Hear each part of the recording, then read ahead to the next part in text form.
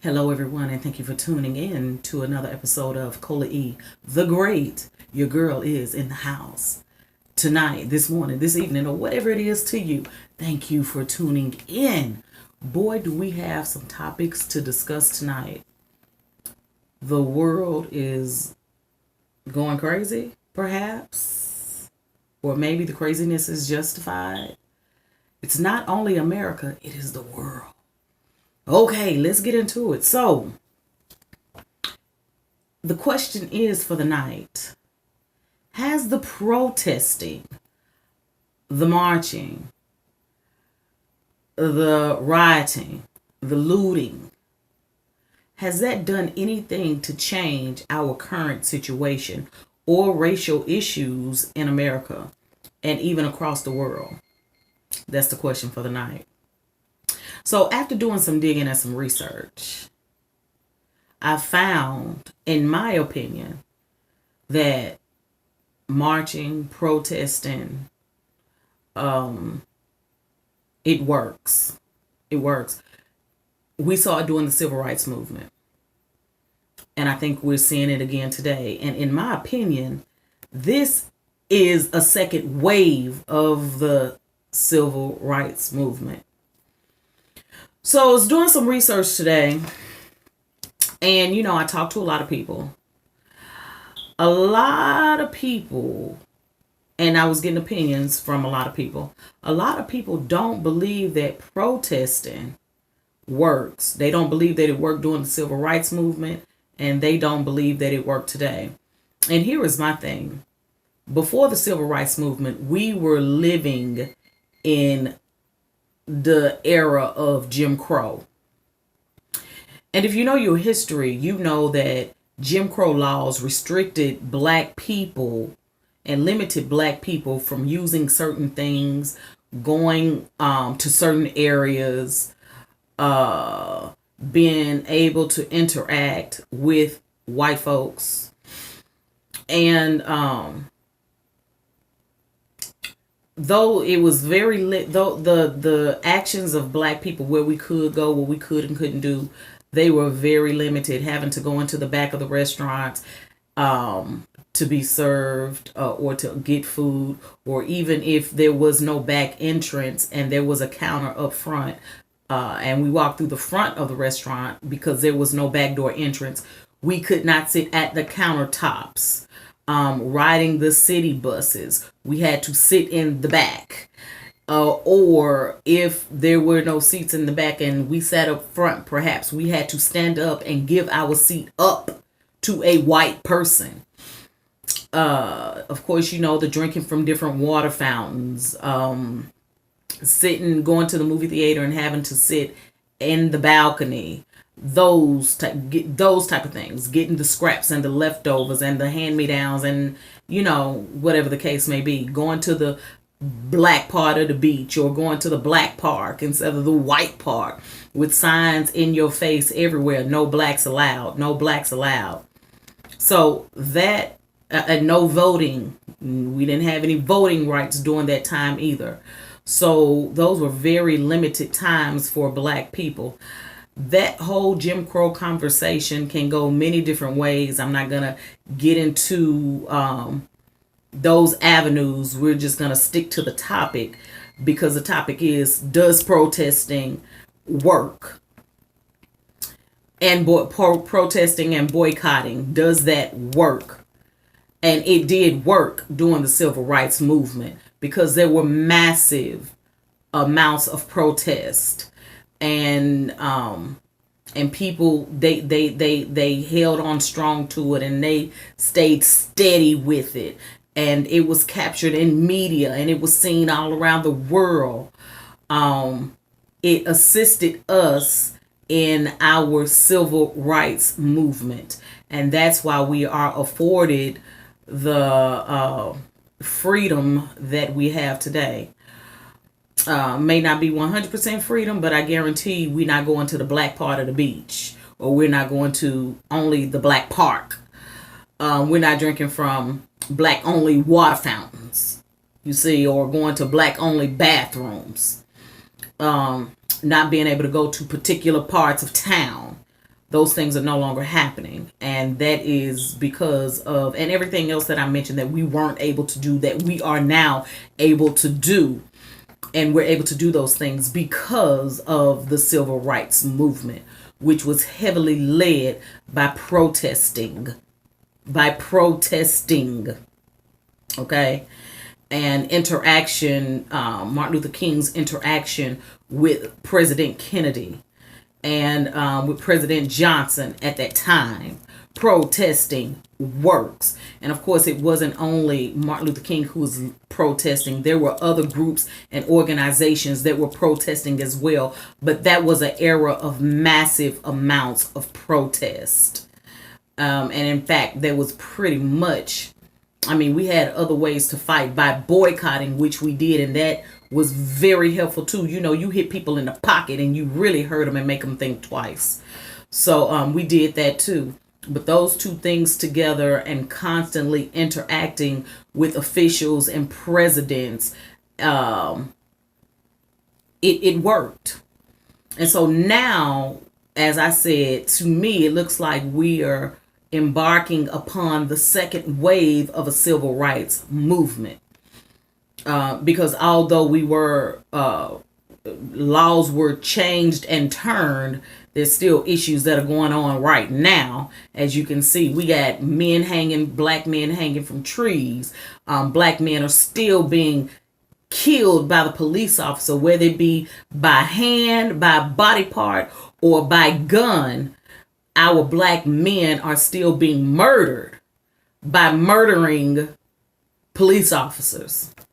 Okay. So, after George Floyd's death, we protested, we looted, we rioted, we burned down buildings. Did that do anything to wake up America and show them how pissed and how tired we are of the same situations? Did those actions change anything?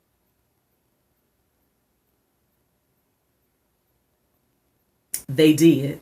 We are now, I think, in the 22nd day of protesting. And I think it did. I think not only did it change things, and I'm going to get into that. Just hold tight. I'm going to get into all the things that it's changed so far that you might not be aware of.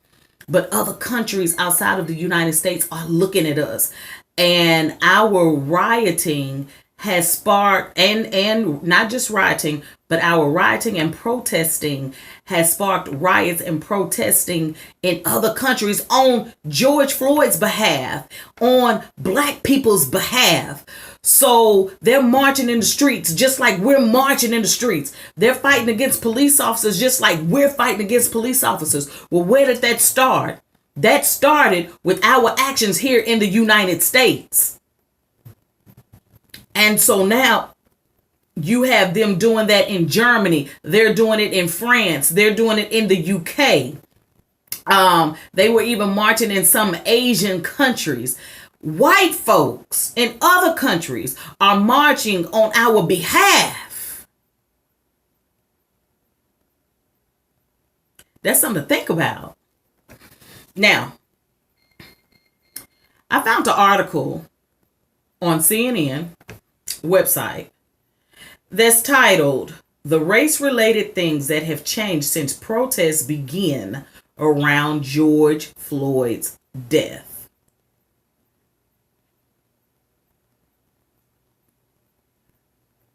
Again, around the world, people are protesting on our behalf. All right, here's just a couple of things. As far as police departments are concerned, Minneapolis banned the use of chokeholds. Washington, D.C. has, Chicago has, Denver also have. Check this one out. France has now banned chokeholds when arresting people. France have now banned chokeholds when arresting people. Connecticut, California, Florida, New York State, Washington State, Austin, Chicago, Denver, Houston, Minneapolis, Phoenix, Seattle, Washington, D.C. They have all banned chokeholds. Now let me read you something that happened in D.C. The council had a unanimous vote. Everyone voted for the ban of chokeholds after seeing George Floyd's death.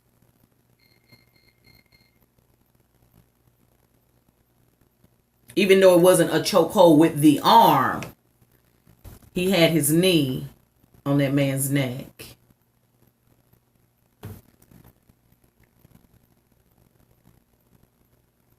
In Seattle, it was a unanimous vote.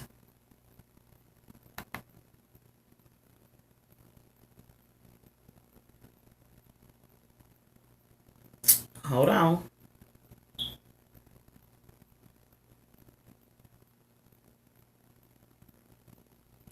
In Phoenix,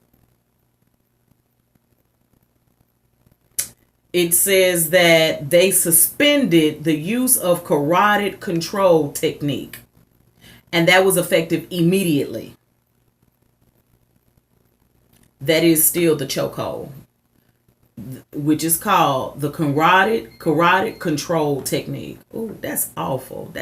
How was that even implemented to begin with? I guess you can pick and choose who you want to use the carotid control technique with, right?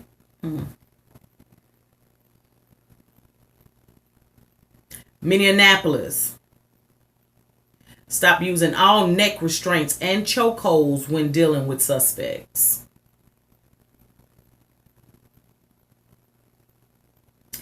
Houston signed an executive order banning chokeholds and enact other police reforms. They enacted other police reforms as well. Isn't that something? They say in this city, you will require de-escalation. This is what the mayor said. In this city, you have to give a warning before you shoot. In this city, you have the duty to intervene. In this city, we will require comprehensive reporting. In this city, you must exhaust all alternatives before shooting. And there will be other things in this executive order, the mayor added. Isn't that something? And this is in Houston. All of this after the death of George Floyd. Let me go over that again. In Houston, not only did they ban chokeholds and enact other police reforms, they said in this city you will require de-escalation. Thumbs up to Houston. The mayor also said that in this city you have to give warning before you shoot. Thumbs up to Houston. In this city, you have the duty to intervene. Thumbs up to Houston. In this city, we will require comprehensive reporting. In this city, you must exhaust all alternatives before shooting, and there will be other things in this executive order, added the mayor. We have to give Houston a round of applause for that one. All right. Denver. Again, like I mentioned, they banned the chokehold. They call it carotid compressions in Denver. The department announced that officers would have to report to a supervisor if they intentionally point a weapon at someone. Excuse me, y'all. It will also produce a report on the incident to improve data collection and evaluation, the department said. Additionally, Denver Police Department, Metro, and SWAT unit members will wear body cameras they will be required to activate during operations. Thumbs up to Denver. And y'all, I know you're hearing this and you're probably thinking, like I'm thinking right now, that there's probably some loopholes in this. But let me tell you something. There might be, okay? But this is a start. And these are some reforms that needed to be in place from this is what it should have been from the get-go. This is just simply what it should have been from the get-go. It wasn't, but now they're implementing it. Let's get into the details of Chicago. Again, Chicago, they banned the carotid artery restraint, which is the chokehold. And they simply say that police detectives, state officers are not allowed to use chokeholds or similar maneuvers that put pressure on a person's airway as a takedown technique, unless the use of deadly force is authorized.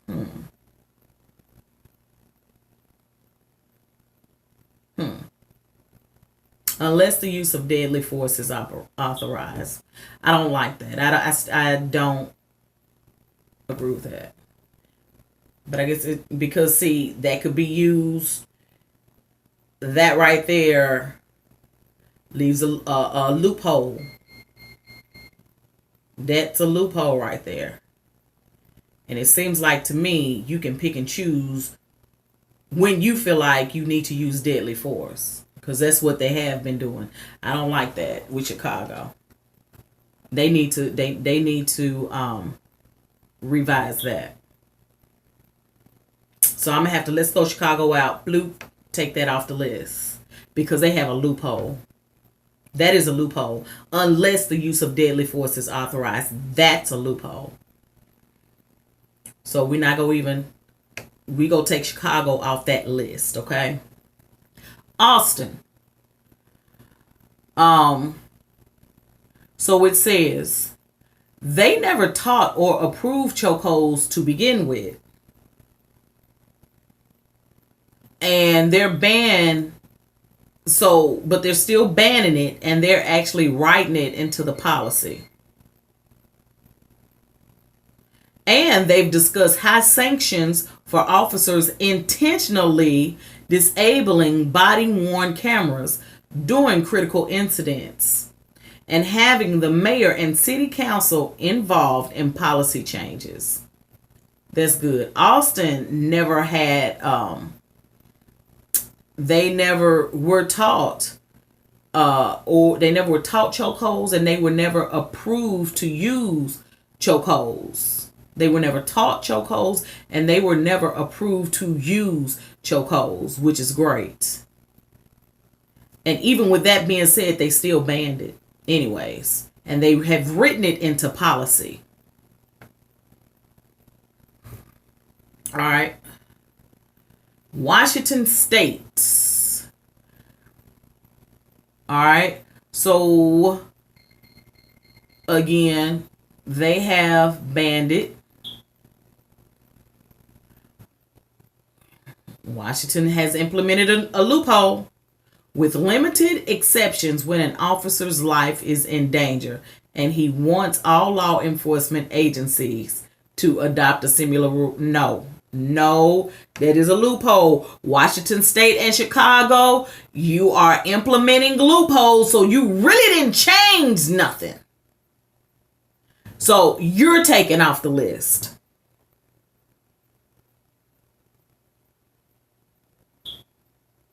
New York State. Let's see.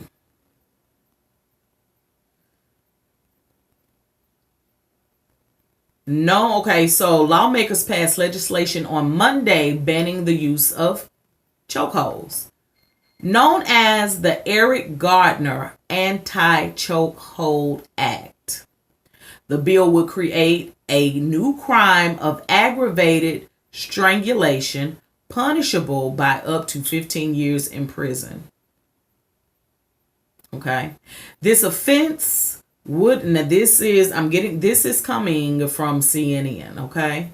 This offense would occur when a police or peace officer using a chokehold or similar restraint applies pressure to the throat or windpipe of a person, hindering breathing or the intake of air, and causes serious physical injury or death. Okay, so the New York Police Department banned the use of chokeholds by officers in 93, but there has been a long confusion over what constitutes a chokehold, and the policy has not always been enforced, according to a New York City Civilian Complaint Review Board. All right, so it's already been banned since 1993, but it hasn't been enforced. So they actually have a bill now that, like I said, they passed legislation on Monday in New York banning the use of chokeholds. So I guess they banned it for the second time because it was banned it was already banned in 1993. So I guess they banned it again. All right. And they now have a bill in place called the Eric Gardner Anti-Chokehold Act. And this bill created a new crime of aggravated strangulation, punished by up to 15 years in prison. So that's good. Kudos to New York State. Hopefully this time they enforce this chokehold due to this bill. Florida. All right. They will not use chokeholds to restrain or secure any person. All right.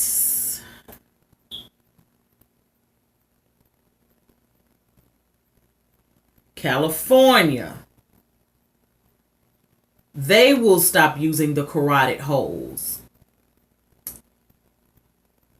Okay. Now, see if they have any loopholes. The Los Angeles County Sheriff's Department followed on Monday by issuing an immediate moratorium on the use of carotid restraints in a situation that does not rise to the level of deadly force. The department's use or force policy also prohibits personnel from using chokeholds, strangleholds, and carotid restraints performed with legs, knees, or feet, according to this news release. They really got specific and detailed. Reevaluating practices at schools. The Los Angeles Unified School District will eliminate the policy allowing carotid holes and the use of pepper spray. Superintendent Austin Beatner announced on Monday. All right, so they are eliminating the policy of carotid holes and the use of pepper spray in California.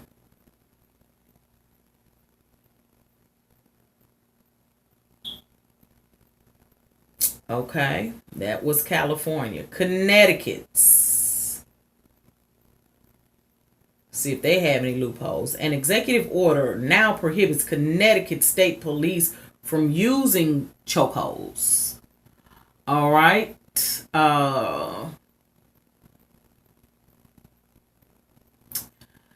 Now, this order requires the state's Department of Emergency Services and Public Protection to update a state police manual to require troopers to, when possible, de-escalate situations, provide a verbal warning, and exhaust all other reasonable alternatives before resorting to deadly force. Troopers will also be required to intervene to stop and report another officer's excessive force. Now, they have a slight loophole here. Okay. Because this when possible is a tricky one. Because they may say that it was, if something did happen and they did end up using this chokehold, they could say that that's the only alternative that I had to use, that nothing else was possible. So that's another loophole. But I believe if you have a good lawyer, I mean, I shouldn't even have to think of it in this way. They can get around it. This loophole. So they are focusing on, they're updating their state police manual to require troopers to, when possible, de-escalate situations, provide a verbal warning, and exhaust all other reasonable alternatives before resorting to deadly force. And troopers will also be required to intervene to stop and report another officer's excessive force. That's Connecticut. Okay. France, y'all. In France, the police will no longer be able to use chokeholds when arresting people.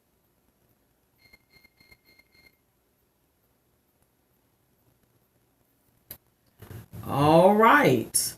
And they are also saying that racism has no place in their society. Not in our republic, they say. So, and this came after 23,000 protesters took the streets on Saturday to call for an end to police violence. 23,000 protesters, y'all. See, this is what we have influenced and sparked across the world.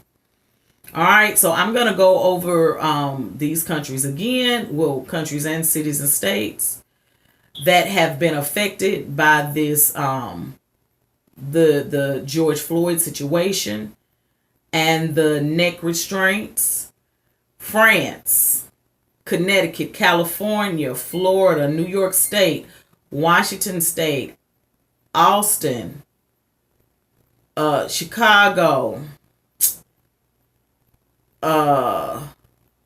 Chicago had a loophole. Denver,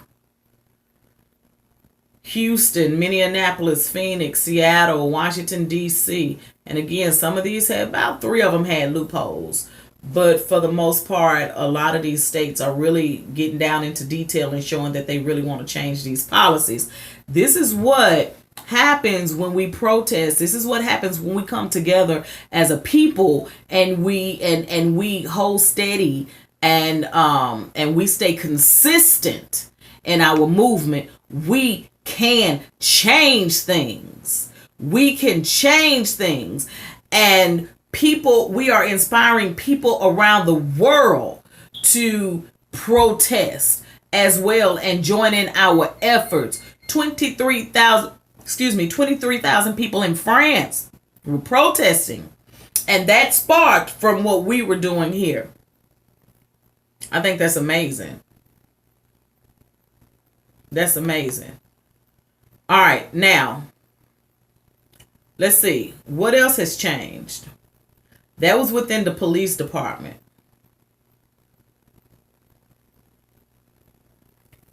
Also, I have to definitely hone in on the fact that after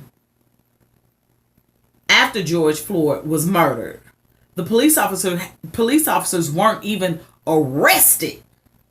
They weren't even arrested. But because we were in the street doing what we do, they arrested those men a couple of days later. It wasn't the plan to arrest them. They arrested those men a couple of days later. Okay. And then Mr. Derek Chauvin, the one who actually had his knee in George Floyd's neck, he was being charged with third-degree murder. But guess what? We wasn't tolerating that. We wanted more than that. We fought and we screamed and we kicked and we protested and we operated as a unit and we stayed strong and consistent. And guess what? They upgraded that charge to a second-degree murder. Upgraded that charge to second-degree murder. Okay? Our marching, our protesting, our phone calls, applying pressure, it works. Now, I'm not saying that's the solve all, because it's not. That's just a part of what we need to continue to press with our movement. Okay. Now, rule changes. There have been rule changes due to this. The New Jersey Attorney General announced this month that the state will update its use of force rules. The first time it's been updated in almost 20 years. All right. So they are going to implement a policy or a rule called duty to intervene.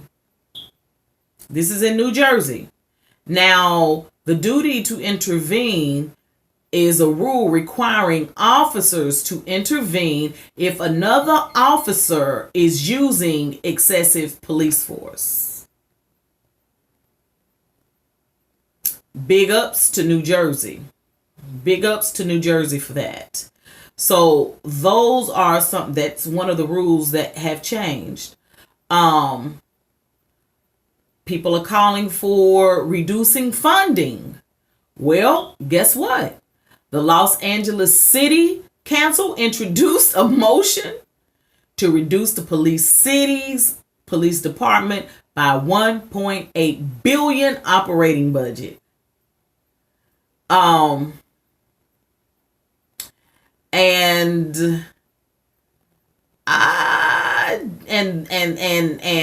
the mayor in Minneapolis plans to make similar plans. Now, when you talk about defunding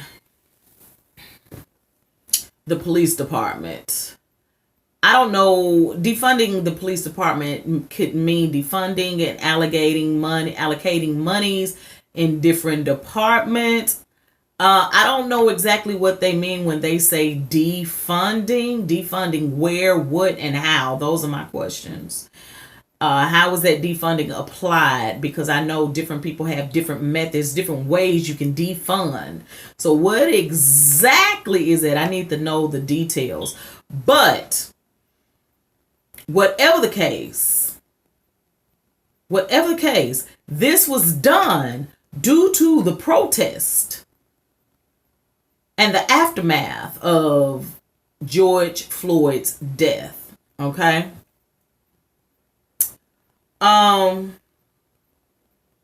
Accountability within the police force.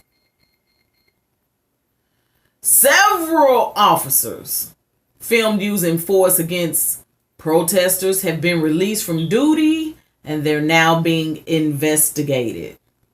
So several departments are now holding a lot of their police officers accountable for using excessive force toward these protesters. Okay.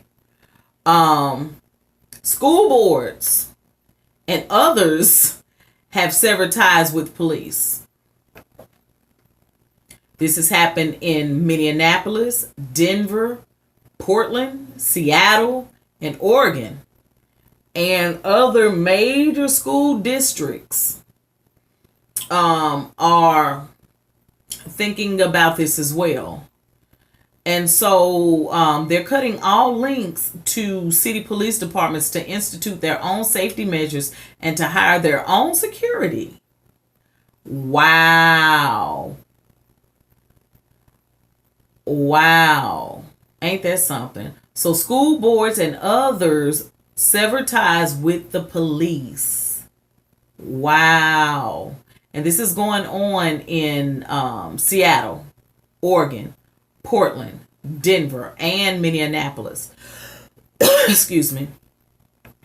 Y'all, this is because of the hell that was raised, the protest, fighting for justice and equality and accountability, y'all.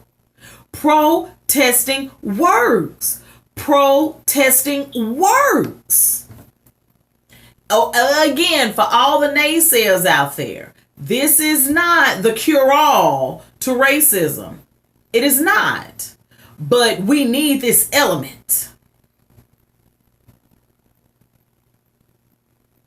Confederate monuments have been removed. All over the nation, and not just this nation, but even in other countries, we are seeing Confederate monuments that have been pushed down, torn down, forced down by protesters. But legally, excuse me, y'all. Excuse me. Sleepy, but we're gonna make it through this. Legally, governments and universities are removing Confederate monuments. They're removing Confederate monuments. So that's a big change. Of course, it took money to put those monuments up. They represented a particular blase. Maybe he was a war hero, but was a slave owner at the same time. Things of that nature. But they're taking these Confederate monuments down. Good. This is happening in Richmond, Virginia.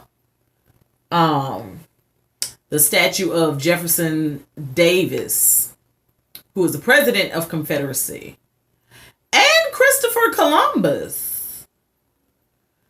Let's see, in Louisville, Kentucky, they took down Confederate soldier monuments.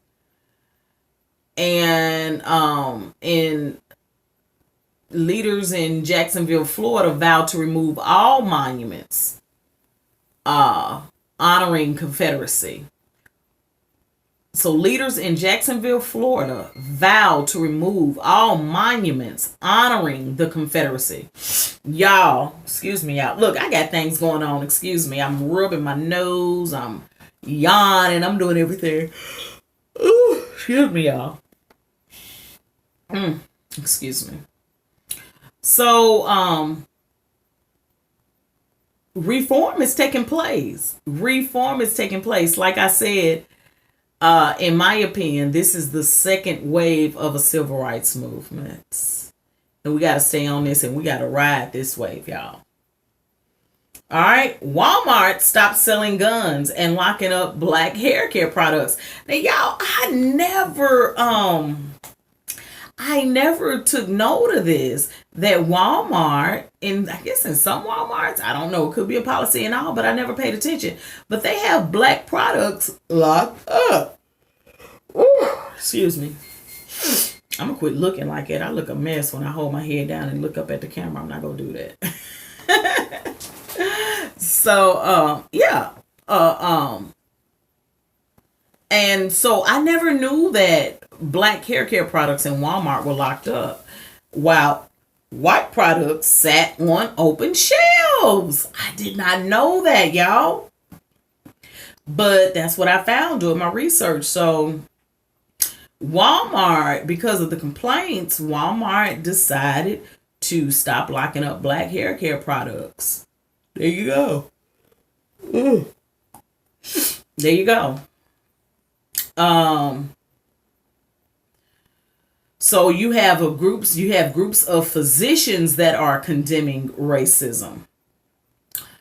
Prominent groups like American Academy of Pediatrics, American Medical Association, and American College of Physicians, they have declared racism a public health crisis and called for an end to police brutality against black people, y'all. This is great. These are prominent physician groups such as American Academy of Pediatrics, American Medical Association, and American College of Physicians. Excuse me. Ugh. Y'all bear with me. Of physicians. They have declared racism a public health crisis and have called for an end to police brutality against blacks. I think this is awesome. Let's give it up for physicians who are condemning racism. Also, what's changed is Juneteenth is a paid holiday with Twitter, Nike, Vox Media, and more businesses. Ooh. So that's going on. That has been changed. And if y'all don't know what Juneteenth is, it is a day that honors the Emancipation Proclamation. Well, 2 years after. And this is when Union soldiers landed in Galveston, Texas, and told enslaved they told enslaved black Americans that they were free. So this happened June 19th in 1865, y'all. All right, and this is called Juneteenth, and they have now turned this into a paid holiday. Twitter, Nike, Vox Media, and more companies.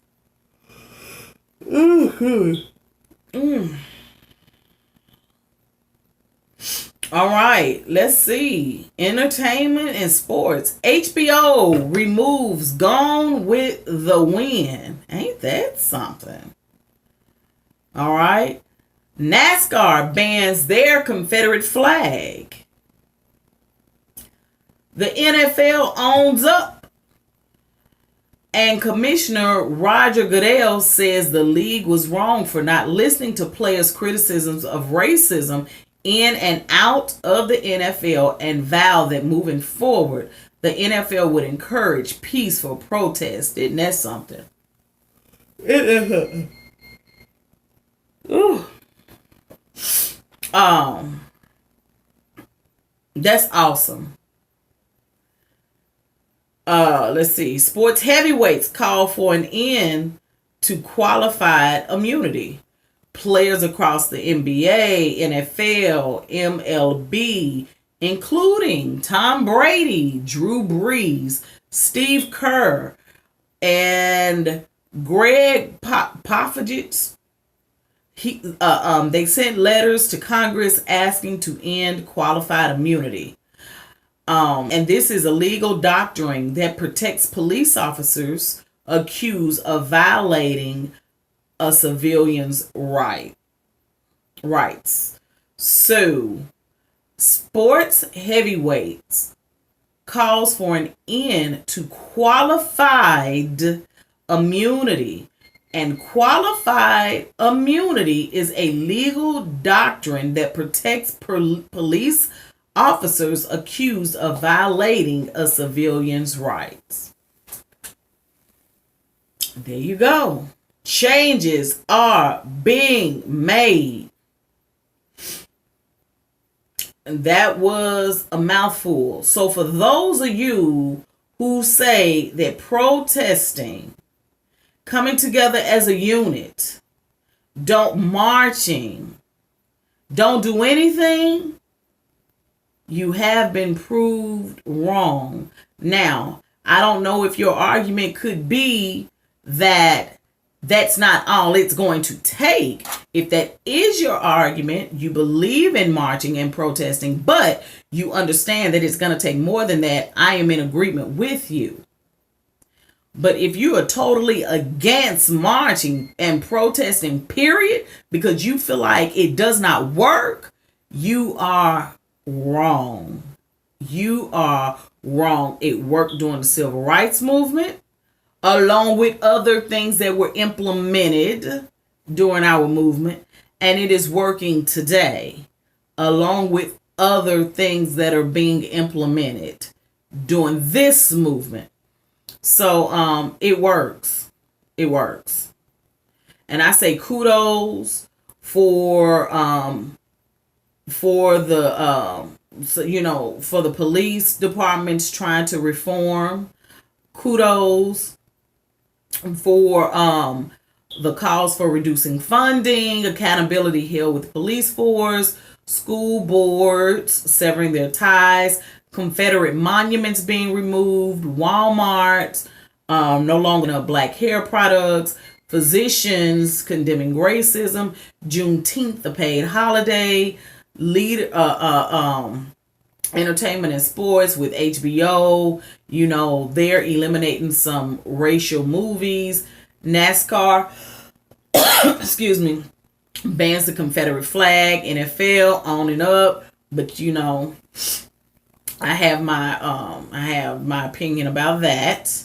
And then some real heavy hitters stepping up to the plate in sports, saying that writing letters on civilians' behalf. So this is a good thing. Floyd's daughter said that he would change the world, and this man did not die in vain. He did not die in vain. Breonna Taylor did not die in vain. Okay? Breonna Taylor did not die in vain.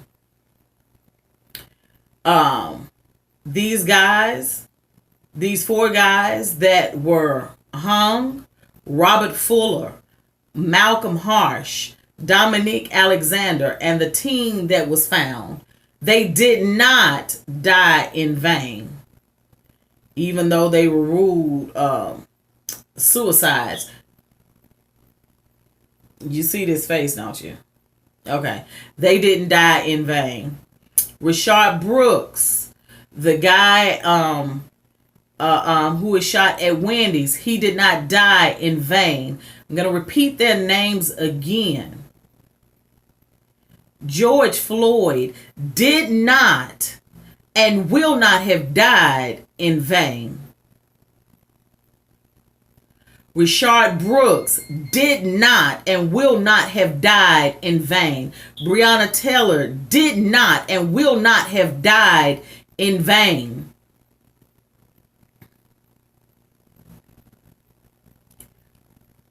Robert Fuller did not and will not have died in vain. Malcolm Harsh will not and did not die in vain. Dominique Alexander will not and did not die in vain. And the black teen that was found, whose name they haven't released, did not and will not die in vain. People, let's keep moving. Before I get off today, I'm going to ask you, what are you doing in your personal life to add to this movement? Are you marching? Are you talking and having conversation with your children and with your family? Are you supporting black businesses? Are you making phone calls to council members? Are you placing flyers up in the community? What are you doing to contribute to this movement? Think about the things that you can do that would contribute to the movement. And if you have children, sit down and talk to your children about what's going on and about changes that are being made, and about the effectiveness of protesting, and not just protesting, but fighting back. Fighting back. instead of rolling over and allowing things to happen. And remember, y'all, we can't forget the names. We cannot forget the names of the people who have been sacrificed, and the people who have been killed and are responsible for this second wave of the civil rights movement. Remember their names: Robert Fuller, Malcolm Harsh, Dominique Alexander, Breonna Taylor, George Floyd, and Rayshard Brooks. Of course, we have the Trayvon Martin and Gardner. We have those people, and we'll go back over them soon. But remember the names, y'all. These people did not die in vain. And I have a question for you. Do protesting and marching, does it work? Please comment, share, give me a thumbs up, and subscribe, y'all. Subscribe. I'm trying to build this channel. I'm trying to build a family of like-minded people, and maybe not like-minded, where we can discuss situations like this and discuss topics and issues dealing with life. The set that you see is not a set. I am still working on creating a background and everything, and making my YouTube page talk show lookish, because this will be a talk show. It is a talk show. I can't keep waiting on the formatting of my show. These are hot and heavy topics, important topics that need to be talked about right now. And I'm so passionately drawn to them that, I had to come on and just choose a background in my house. And just come on and talk. So this is not the look of the show. So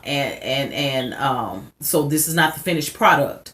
But in the meantime, while I'm completing the product, I am building followers and subscribers and creating a family.